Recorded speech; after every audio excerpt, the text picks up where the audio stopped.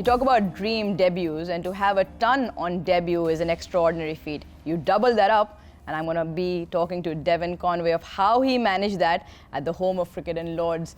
Over a year ago now, how do you remember that?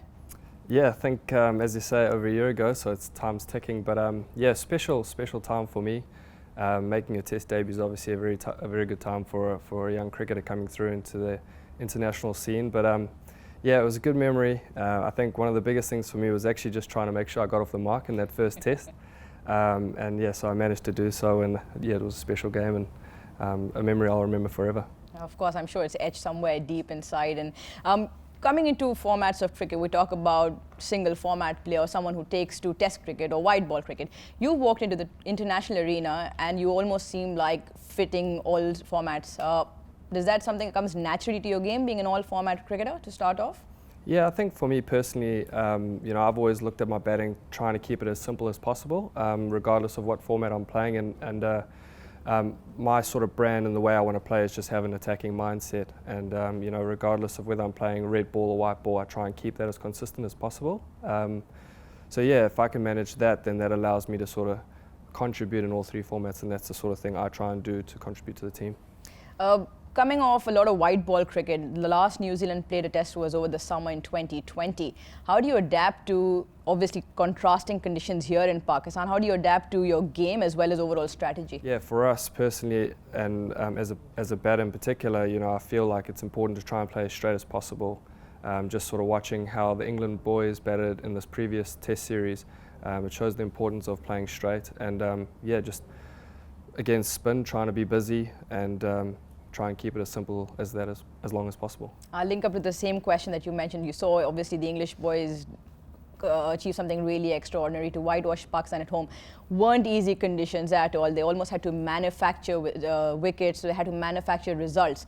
How much does that, looking at the conditions at hand, and you're obviously now in Karachi where they finished off, as an overall team strategy, how much does that have to change given particularly the conditions in Karachi here, especially with the way England played against them? Yeah, I think one thing we noticed as a group, as the way England went about it, they were very positive, especially with the bat. You know, they try to put the Pakistan bowlers under pressure for long periods of time. So for us, watching that, sort of looking at the way they sort of played that scenario or situation over the last three Tests is probably something we want to take into the way we want to play in this up and coming series. So. Yeah, you know, they batted long, they put bowlers under pressure for long periods of time, and that's pretty much what we're going to look to try and do as a batting unit. You talk about being positive. I think that's where modern day batting is. It's aggressive, it's high risk, and that sort of entails into positive. You played a lot of first-class cricket before you made your Test debut, over 100 first-class games. How much does that experience help?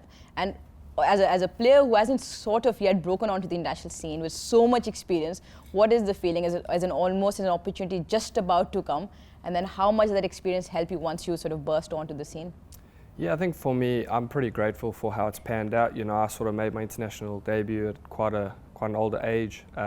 So having that experience of playing first-class cricket for a number of games allowed me to sort of know how to play or learn how to sort of attack different situations or scenarios and different surfaces. So for me, I'm pretty grateful for that aspect. You know, personally, you get to learn a lot more about yourself in the batting the more you play. So, you know, to get my debut at the age of, I think, 28 or 29, it sort of allowed me to sort of have a platform to fall back on when things don't quite go my way, in particular in international setup. So, yeah, I think that's something I'm pretty grateful for. And also to have someone like Kane around you in that batting group that you come into Test cricket, somebody who's a stalwart of New Zealand cricket in so many different aspects. You've started off as an opener, again, alongside him, and then you now bat at 3 or 4. How much has Kane helped you in that transition into obviously a first-class experience definitely coming through? And then obviously with numbers changing, does it really matter? Or with someone when Kane around on the other side, it's relatively easier? Yeah, I think having Kane around is obviously a great help.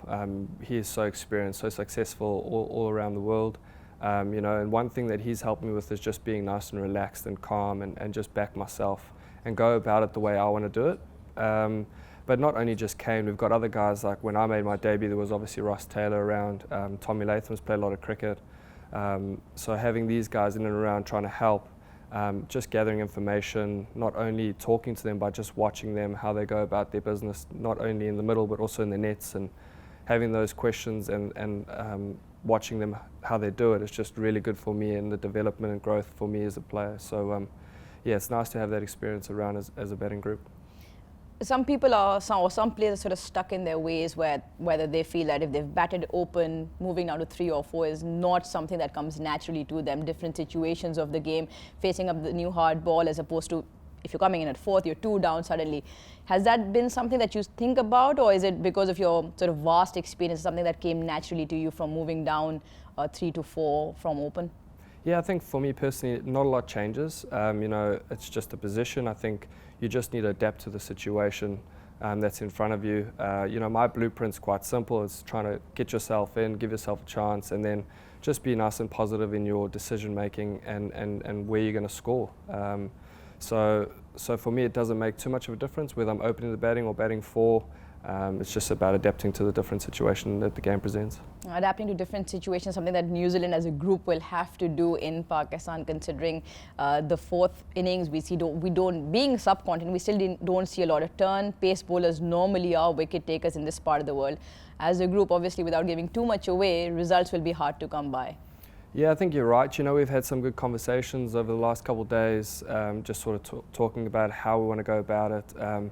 And you know, a lot of the things come down to our blueprint as a group in terms of batting long, batting in partnerships, having good conversations and communication out in the middle to create those long partnerships. And as a bowling group as well, we know we're going to have to be very patient. The surfaces do look good here, but we're just going to have to stick in there for a long period of time and just keep their batters under pressure.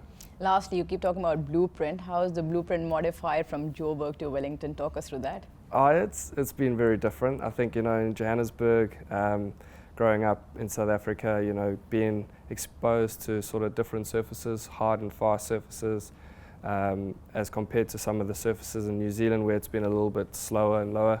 But I've been fortunate enough playing at the Basin Reserve in Wellington. The surface there has been quite bouncy and quick, so it's sort of helped me and my game and the way I've grown up and playing as a youngster in Johannesburg to actually do a job for Wellington in New Zealand. Fantastic, Devon. It's been a pleasure talking to you, listening to your story. Wish you all the very best, and thank you very much for your time. Cheers, thank you.